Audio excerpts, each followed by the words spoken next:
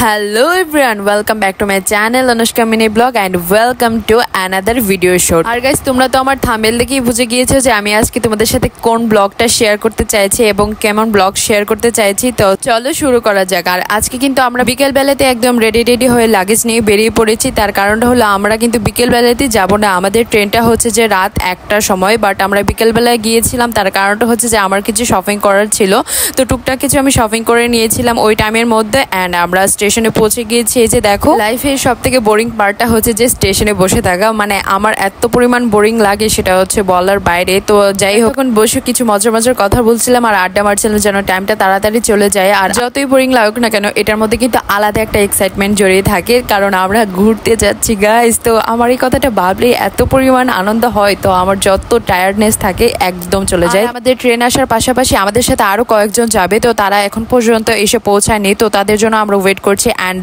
Finally আমরা আমাদের ticket পেয়ে গিয়েছি অ্যান্ড আমরা আজকে যাব কক্সবাজার। সো আর দীর্ঘ অপেক্ষার পর আমরা অবশেষে ট্রেনে উঠতে পারলাম। আর আমার ট্রেনে উঠে এত ভালো লাগছিল যা বলার বাইরে। আর নাইট ভিউটা এত পরিমাণ জোশ ছিল, সেজন্য আমি তোমাদের সাথে শেয়ার করলাম। আর স্টেশনে অনেক পরিমাণ ক্লাউড ছিল, যার জন্য আমার একদম মাথা ধরে গিয়েছিল, সেজন্য আমি ট্রেনে একটুখানি ভালো করে রেস্ট নিতে পারবো। আর যারা তোমরা আমার চ্যানেলে নতুন আছো বা তোমরা প্রথমবার আমার ভিডিওটা দেখছো, তো তাদের ক্ষেত্রে বলবো যে প্লিজ আমার চ্যানেলটাকে সাবস্ক্রাইব করে দিও অ্যান্ড বেল বাটন ক্লিক করে অল বাটনে ক্লিক করে দিও, যেন আমি যেই ভিডিও তোমাদের সাথে শেয়ার করি সেটা প্রথমেই তোমাদের কাছে যায়।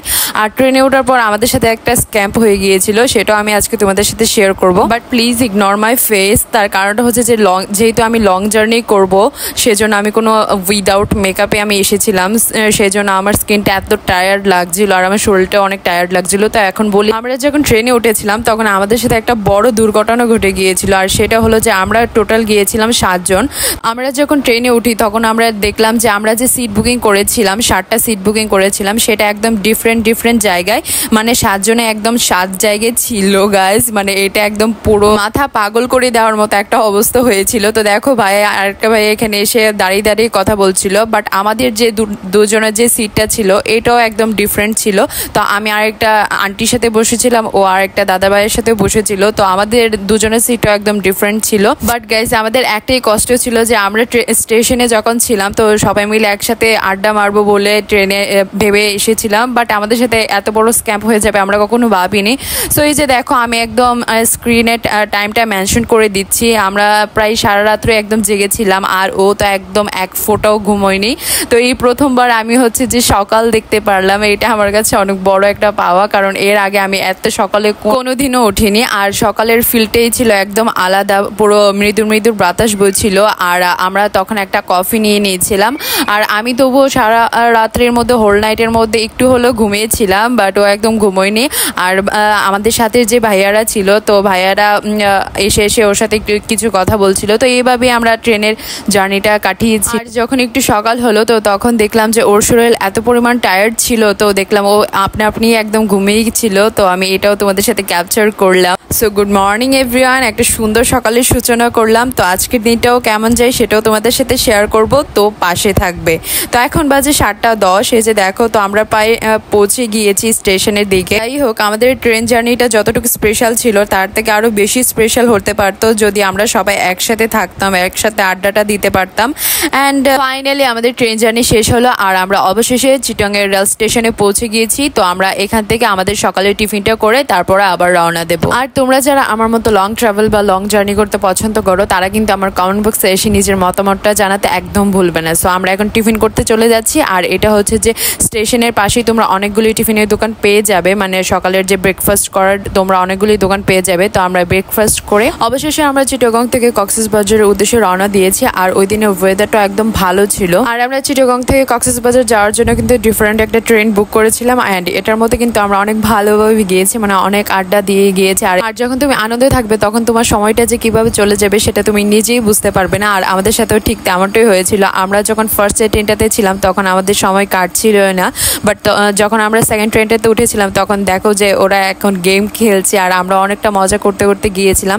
তো বাকি সময়টা যে আমাদের কিভাবে চলে গিয়েছিল আমরা জাস্ট বুঝতেই পারিনি। তো দেখো, একদম পুরো ট্রেনটা একদম ফাঁকা ছিল আর আমরা একদম আড্ডা দিতে গিয়েছি। ফাইনালি গেছে আমরা কক্সবাজার পৌঁছে গিয়েছি। মানে কি পরিমাণ আনন্দ যে হচ্ছে সেটা একদম বলে বোঝাতে পারবো না। বাট আর এখানকার ওয়েদারটা গাইজ একদম অন্যরকম ছিল, তোমরা তো দেখতেই পারছো। আকাশে পুরো একদম মেঘ জমেছিল, বাট আমার মনে হচ্ছে যে এখানে আগে থেকে আরো অনেক বেশি বৃষ্টি হয়েছিল, সো সেই জন্য আমরা এখানে আর স্টে করিনি অ্যান্ড ফাইনালি আমরা আমাদের হোটেলে চলে গিয়েছিলাম। অ্যান্ড এই হোটেলটার নাম ছিল যে কক্সরুটেনা, আর এই কক্সরুটেনার হোটেলের মধ্যে কিন্তু তোমরা বুফে আর সুইমিংটা একদম ফ্রি পেয়ে যাবে। আর এই হোটেলের নামটা আমি স্ক্রিনে মেনশন করে দিয়েছি অ্যান্ড প্রত্যেকটা রুম টোর আমি তোমাদের সাথে এই ভিডিওতে শেয়ার করব।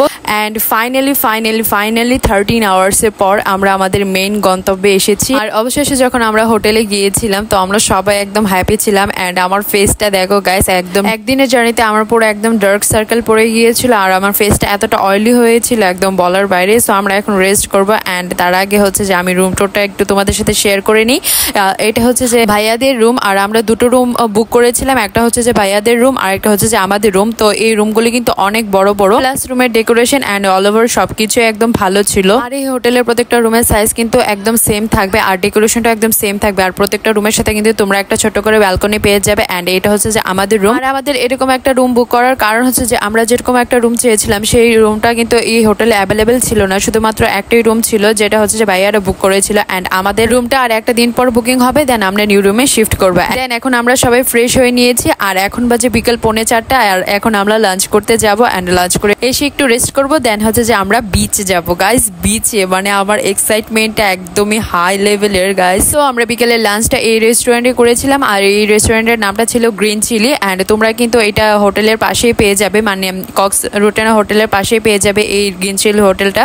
সো এই গ্রিন চিলি হোটেলের খাবারগুলি একদম ভালো ছিল, একদম হাই কোয়ালিটির ছিল। আর এই হোটেলটা কিন্তু হাইজেনিক ফ্রি, তার কারণটা হচ্ছে যে আমি যতটুকু পর্যন্ত দেখেছি তারা অনেক ক্লিন মেনটেন করে, যেটা আমার অনেক বেশি ভালো লাগে। তোমরা যারা কক্সবাজার আসবে তো তাদেরকে আমি একটা জিনিস সাজেস্ট করতে চাই যে একবার হলো তোমরা এই হোটেলের খাবারগুলি টেস্ট করে দেখবে, তো মেবি অনেক ভালো লাগবে। আর কারণটা হচ্ছে যে খাবারের কোয়ালিটিও অনেক ভালো, আর খাবারের কোয়ালিটি অনুযায়ী কিন্তু তোমরা অনেক রিজনেবল প্রাইসে সব খাবারগুলি পেয়ে যাবে। আর আমি এই গ্রিন চিলি হোটেলের ট্যাগটাও স্ক্রিনে মেনশন করে দিয়েছি। এখন আমরা লাঞ্চ করবো অ্যান্ড লাঞ্চ করে ডাইরেক্ট আমরা হোটেলে ব্যাক করবো। হোটেলে ব্যাক করে আমরা একটুখানি রেস্ট নেবো, দেন আমরা বিচে যাবো। So good evening everyone. So এখন আমরা রেডি হয়ে গিয়েছি আর এখন বাজে সন্ধ্যে 7:30 মতো বাজে। আমরা প্রায় রেস্ট নেওয়ার নামে একদম ঘুমিয়ে গিয়েছিলাম কারণ শরীরটা একদম টায়ার্ড ছিল। সো এখন আমরা রেডি হয়ে বিচে যাব অ্যান্ড আমাকে দেখতে কেমন লাগছে সেটা কমেন্টে জানাতে একদম ভুলবে না। সো দেখতে থাকো আর বিচে গিয়ে তোমাদের সাথে আবার কথা হচ্ছে। অ্যান্ড ফাইনালি আমরা সুগন্ধা বিচে পৌঁছে গিয়েছি আর গাইস বিশ্বাস করবে না, আমি নিজের এক্সপ্লেইন করে বোঝাতে পারবো না নিজের কতটা পরিমাণ ভালো লাগছে। সো অনেক অনেক অনেক ভালো লাগছে। আর তোমরা যারা সুগন্ধা বিচে এসেছো তারা তো বুঝতেই পারবে আলাদা একটা ফিল, ভীষণ ভীষণ ভীষণ ভালো লাগছে আর অনেক মজা করেছিলাম। অ্যান্ড ফাইনালি এই যে দেখো এই সমুদ্রের জায়গাটা এসে এত পরিমাণ ভালো লাগছিল, বাট আমাদের ফটো তোলার ইচ্ছে ছিল বাট আমরা ফটো তুলতে পারি না, এত পরিমাণ গ্যাদারিং ছিল। আর গাইস সমুদ্রের গর্জনগুলি জাস্ট শোনো।